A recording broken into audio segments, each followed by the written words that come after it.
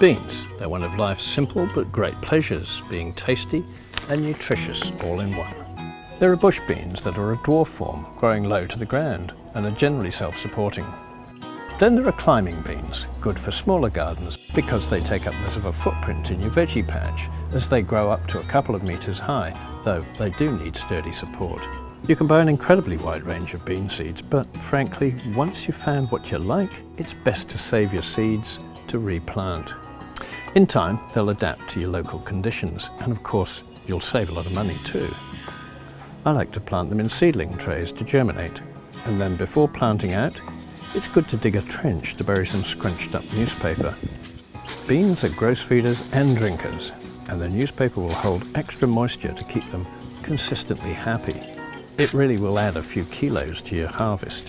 When they're about 7 or 8 centimetres high, they can be planted out, trying not to disturb the roots too much. Allow plenty of room between plants as they will grow rampantly. Then you'll need to provide good support. For a small planting, like 2 or 3 plants, you can make a tepee shape.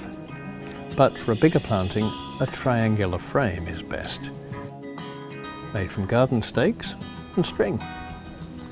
It's pretty straightforward and takes less than 5 minutes to make, and allows the beans to be supported as they shoot skywards. Most varieties of climbing bean will be vigorous growers, so expect your instant trellis to be completely covered in no time, and then some. If the shoots keep climbing looking for a cloud to latch onto, just pinch the tip out, which will encourage it to bush out lower down. But you make all this effort for harvest time. There's nothing better than picking a bunch of beans and getting them straight into a pan of boiling water and onto your dinner plate.